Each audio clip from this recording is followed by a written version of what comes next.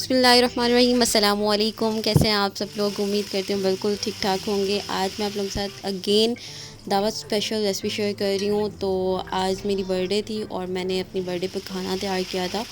بہت ہی مزیدار رائس بنائے تھے، سب کو بہت زیادہ پسند آئے، سب نے بہت تعریف کی اور ایک الگ سا یونیک سا اسٹائل تھا۔ بریانی کھا لی، پلاؤ کھا لیا، سب کچھ کھا لیا، تو میں چاہ رہی تھی کچھ ڈفرینٹ ہو، تو میں نے اسے ایک ڈفرینٹ لک دی تھی۔ بہت ٹیسٹی بنے تھے۔ تو آئیے اس مزیدار اور آسان سی ریسپی کو بنانا سٹارٹ کرتے ہیں۔ تو جس کے لیے یہاں پر ہم نے بیسکلی چکن کے لیے نا ایک سوس تیار کرنی ہے، اور سوس ہم گھر پر ہی تیار کریں گے۔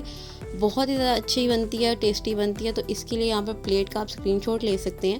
یہاں پر میں نے جو گرین مرچ ہوتی ہے نا، وہ جو ڈرائی ہو جاتی ہے تو وہ ریڈ ہو جاتی ہے، اور یہاں پر 2 عدد میں نے پیاز لیے ہیں بڑے سائز کے، اگر چھوٹے ہوں تو 3 اور اگر بڑے ہوں تو پھر 2، اور ایک لیمن جو ہے وہ اس کا میں نے چھلکا اتار دیا تھا۔ اس کے بعد اس کا پلپ ہم نے یوز کرنا ہے۔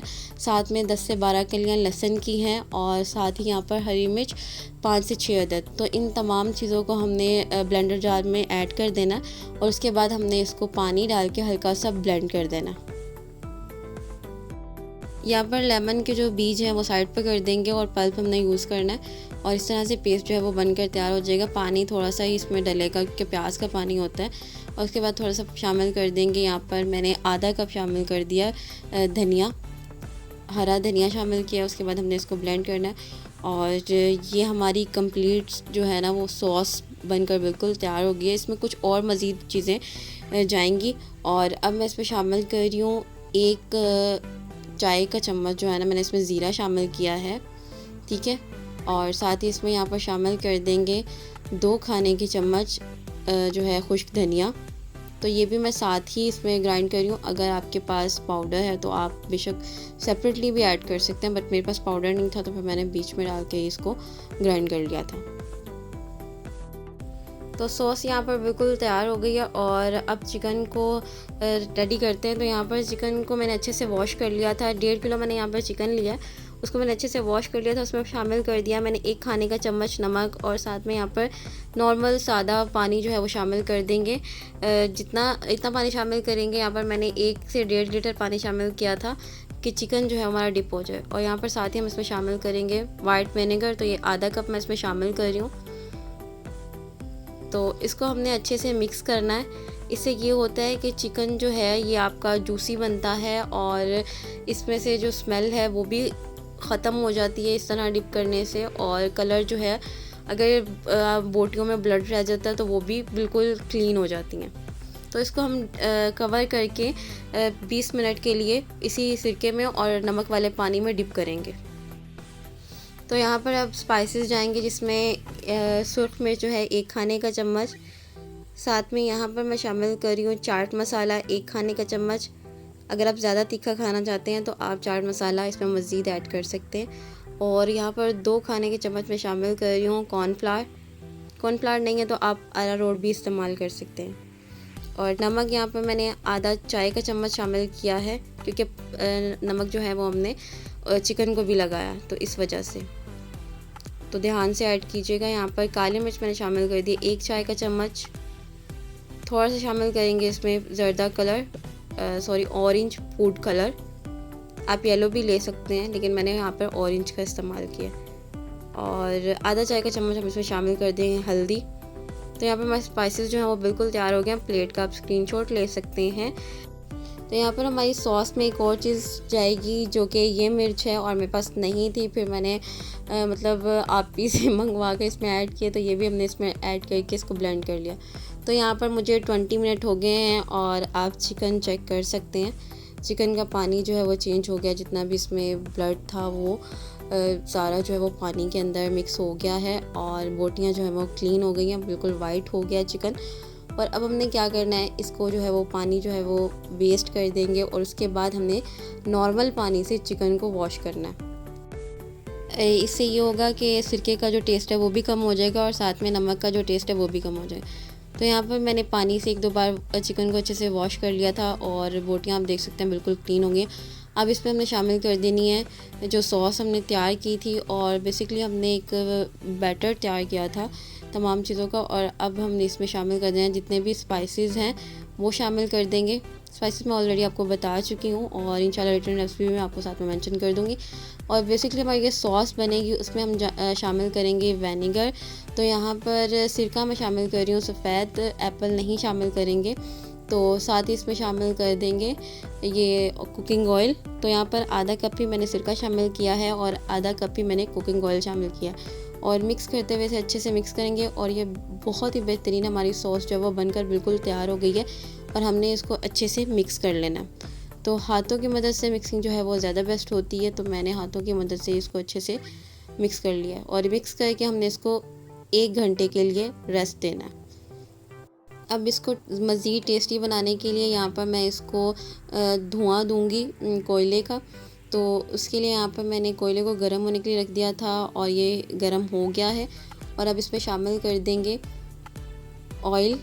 तो यहाँ पर मैंने थोड़ा सा 1 खाने का चम्मच नमक शामिल कर दिया और इसको हम कवर कर देंगे जस्ट 2 मिनट्स के लिए। तो इससे बहुत अच्छा फ्लेवर आएगा, इतना यूनिक इसका फ्लेवर आएगा। आप ये स्टेप लाजमी कीजिएगा, ये स्किप मत कीजिएगा। तो यहाँ पर आप देख सकते हैं हमने स्टीम दे लिया चिकन को। अब इसे हम कर देंगे साइड पर और 1 घंटे के लिए इसको मैरिनेट होने के लिए रख देंगे। यहाँ पर मुझे 1 घंटा हो गया है और यहाँ पर मैंने बड़े साइज़ का बर्तन ले लिया, उसमें मैं घी शामिल कर रही हूँ। आप ऑयल या बटर का भी इस्तेमाल कर सकते हैं। तो मैंने 1 कप यहाँ पर घी शामिल कर दिया। तो घी को मेल्ट होने देंगे, हल्की आंच पर हमने इसको गर्म करना है और तब तक हम चिकन को चेक कर लेते हैं। तो यहाँ पर चिकन की मैरिनेशन जो है ये भी कंप्लीट हो चुकी है। तो चिकन को एक बार अच्छे से मिक्स कर लेंगे और ऑयल भी गर्म हो गया है और अब इसे हमने एक एक करके ऐड करना शुरू कर देना। तो यहाँ पर मैं सारा चिकन जो है वो ऐड कर दूँगी। बेसिकली हमने चिकन को इसमें गलाना है, तो किस तरह से गलाना है वो मैं आपको दिखाती हूँ। तो बस इस तरह मैंने सारा चिकन ऐड कर लिया था और इस तरह इसे मिक्स करते हुए मैंने इसको कवर करके 20 मिनट तक पकाया। तो यहाँ पर 10 मिनट कंप्लीट हो गए थे। मैंने अगेन फिर चेक किया और बार चम्मच ज़रूर चला लीजिएगा क्योंकि नीचे लगने का ख़तरा होता है, क्योंकि आँच कभी ऊपर नीचे हो जाती है तो फिर इसलिए तेज़ या हल्की, तो इसलिए चिकन जो है वो जल सकता है। तो बोटियाँ टूट जाएंगी तो फिर वो टेस्ट नहीं रहेगा। तो बस इसे यहाँ पर मिक्स करते हुए इसी तरह पकाना है। तो जब ऑयल जो है वो बिल्कुल रिलीज़ हो जाएगा तो इट्स मीन कि हमारा चिकन जो है वो बिल्कुल सॉफ्ट हो गया। तो आप देख सकते हैं ऑयल जो है वो बिल्कुल रिलीज़ हो गया। अब हमने क्या करना है, अब हमने इसको एक बार अच्छे से मिक्स कर देना है और इसकी बोटियों को हमने जो है वो एक प्लेट में निकाल लें, सारी बोटियों को अलग कर लें और जो सॉस हमने बनाई थी उसको हमने इसी पतीले में ही रहने देना है। तो चिकन हमारा बिल्कुल तैयार हो गया है और इसको मज़ेदार सा लुक और टेस्ट देने के लिए हमने ये स्टेप्स करना है। तो जिसके लिए यहाँ पर फ्राई पैन में मैंने 1 कप ऑयल शामिल कर दिया है और उसमें मैं इन तमाम बोटियों को ऐड कर दूँगी। और इससे ये होगा कि चिकन जो है एक खूबसूरत सा कलर जो है उसके ऊपर आ जाएगा और चिकन यहाँ पर ऑलरेडी हमारा कुक हो चुका है, सॉफ्ट हो चुका है।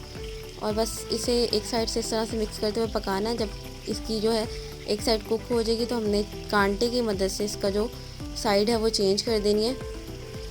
कांटे की मदद से करेंगे, चम्मच की मदद से बिल्कुल नहीं कीजिएगा, उससे ये होगा कि बोटियाँ टूट सकती हैं।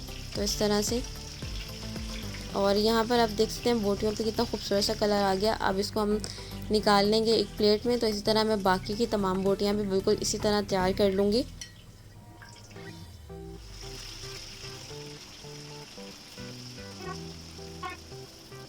यहाँ पर चिकन जो है वो बिल्कुल सारा तैयार हो गया। मैंने इसको फ्राई कर लिया एक खूबसूरत सा कलर आने तक। और अब हम चावलों की तैयारी करते हैं। तो मैंने उसी पतीले में, उसी सॉस में मैंने अब इसमें शामिल कर दिया है, आधा कप दही शामिल किया है क्योंकि हमने पहले ऑलरेडी सिरका इसमें शामिल किया हुआ है, लेमन का जो पल्प है वो शामिल किया हुआ है, इसलिए मैंने आधा कप इसमें दही शामिल किया है। तो दही शामिल करने के बाद इसको अच्छे से मिक्स करेंगे। और मैं इसमें अब बना रही हूँ चावल, तो इसके लिए मुझे इसमें घी की और ज़्यादा ज़रूरत पड़ेगी। तो यहाँ पर 1.5 किलो ही मैं इसमें चावल शामिल कर रही हूँ साथ में। और यहाँ पर मैंने आधा कप मज़ीद इसमें घी जो है वो शामिल कर दिया। ठीक है, तो 1 पाव मैंने इसमें टोटल घी शामिल किया है और अब इसे मिक्स करना है। और यहाँ पर मैं शामिल कर रही हूँ 3 अदद सब्ज़ मिर्च, जो कि फ्लेवर के लिए मैंने इसमें ऐड की है। और मसाला जो हमारा कुक हो चुका है, अब इसमें कुछ स्पाइसेस ऐड कर देंगे, जिसमें काले मिर्च 1 चाय का चम्मच, आप अपने टेस्ट के मुताबिक ऐड कर सकते हैं, कम या ज़्यादा। اور نمک اس میں شامل کر رہی ہوں میں نے یہاں پر نمک جو ہے وہ 3 کھانے کے چمچ شامل کیے ہیں، آپ اپنے ٹیسٹ کے مطابق شامل کر سکتے ہیں۔ تو بس اسے اچھے سے مکس کرنا ہے اور مسالہ جو ہمارا بالکل تیار ہو گیا۔ تو چکن کو بھی اتنا ٹائم نہیں لگا اور آسان سی ریسپی ہے، بس مسالہ آلریڈی ہمارا تیار تھا، ہم نے اس میں دہی شامل کیا اور بس چیزیں کچھ شامل کر کے اس کو بس ہم نے کوک کیا۔ تو یہاں پر مسالہ جو آئل بالکل ریلیز ہو گیا اور اب اس سٹیج میں ہم اس میں شامل کر دیں گے پانی۔ تو جتنے چاول تھے میں نے اس حساب سے، یہاں پر میں نے 1.5 کے حساب سے پانی شامل کیا۔ یہ چاولوں کی کوالٹی پہ ڈیپینڈ کرتا ہے کہ اس میں کتنا پانی ایڈ کرنا ہے۔ تو یہاں پر میں نے 20 منٹ چاولوں کو بھگو دیا تھا اور پانی جو ہے وہ بوائل ہونا شروع ہو جائے گا، اس طرح سے جوش آنا شروع ہو جائیں گے۔ تو اس سٹیج پر آپ اس میں نمک اور مرچ چیک کر سکتے ہیں، اگر آپ کو کم لگ رہا ہے تو آپ اس میں مزید ایڈ کر سکتے ہیں۔ کالی مرچ ایڈ کیجیے گا، سرخ مرچ کبھی بھی سٹیج پر ایڈ مت کریں۔ تو اب میں اس میں شامل کر دوں گی چاول۔ تو یہاں پر میں نے چاولوں کو اچھے سے دھو لیا ہے، تو 6-7 پانی ڈال کر میں نے اس کو اچھے سے واش کر لیا تھا۔ چاول جو ہے بالکل وائٹ ہو جاتے ہیں، تو اٹس مین کہ ہمارے چاول جو ہے بالکل کلین ہے اور وہ ہم نے اس میں شامل کر دیے۔ یہاں پر چاولوں میں 1 سے 2 بار چمچ چلا دیں گے، زیادہ چمچ چلانے سے چاول جو ہیں وہ ٹوٹ جاتے ہیں۔ تو اس طرح سے بس اچھے سے مکس کر دیں گے پانی میں تاکہ یہ کوک ہو جائیں، اور میں اس طرح سے ڈھکن کو کور کروں گی تاکہ ایئر جو ہے وہ ساتھ میں ریموو ہوتی رہے۔ تو یہاں پر پانی جو ہے وہ کمپلیٹ ڈرائی ہو گیا، تو چاول دم پر رکھنے کے لیے بالکل تیار ہے۔ تو جس کے لیے یہاں پر پتیلے کو میں رکھوں گی توے کے اوپر۔ پتیلے کو یہاں پر میں نے توے کے اوپر رکھ لیا ہے اور اب اس میں ہم شامل کر دیں گے فوڈ کلر۔ تو میں یہاں پر یلو فوڈ کلر کا استعمال کر رہی ہوں۔ تھوڑا سا پانی میں مکس کریں گے اور شامل کر دیں گے، آپشنل ہے، اگر آپ کو پسند ہو تو آپ اس میں شامل کریں، ادروائز آپ اسکپ بھی کر سکتے ہیں۔ تو ساتھ ہی ہم اس میں شامل کر دیں گے چکن جو کہ ہم نے تیار کیا تھا، اور چکن کی لک آپ دیکھ سکتے ہیں ماشاءاللہ سے کتنی زبردست لگ رہی ہے، اور تمام چکن آئل سمیت میں نے اس میں شامل کر دیا ہے۔ اوپر سے ہم اس میں شامل کر دیں گے 2 ٹی اسپون چاٹ مسالہ۔ تو بوٹیوں کو تھوڑا سا ری ارینج کر دیں، اور اوپر سے ساتھ ہی اس میں ایڈ کر رہی ہوں براؤن پیاز، جو کہ میں نے آلریڈی براؤن کر لیے تھے کیونکہ ساتھ میں نے نہاری بھی بنائی تھی، تو انشاءاللہ میں وہ ریسپی بھی آپ لوگوں کے ساتھ جلدی شیئر کروں گی، اور آئی بٹن میں اس کا لنک میں لازمی دے دوں گی، آپ وزٹ کیجیے گا۔ بہت ٹیسٹی بنی تھی دونوں ریسپیز۔ تو بس ہمارے یہ چاول جو ہے وہ دم پر رکھنے کے لیے بالکل تیار ہے، اور یہاں پر رومال سے میں اس کو کور کر رہی ہوں۔ رومال کو میں نے گیلا نہیں کیا، ڈرائی سے ہی کر رہی ہوں، اور ساتھ ہی اس میں اس طرح کور کر دیں گے تاکہ ایئر جو ہے وہ باہر نہ نکلے۔ تو یہاں پر میں نے اس کو 20 منٹ کا دم لگا دیا تھا، اور یہاں پر دم جو ہے کمپلیٹ ہو گیا، 20 منٹ ہو گئے ہیں، اور لک آپ دیکھ سکتے ہیں ماشاءاللہ سے کتنی زبردست ہے۔ تو یہ ہماری ریسپی جو ہے بالکل بن کر تیار ہے، ٹرائی ضرور کیجیے گا۔ ملتے ہیں نیکسٹ ویڈیو، اپنا خیال رکھیے، تب تک کے لیے اللہ حافظ، بائے بائے۔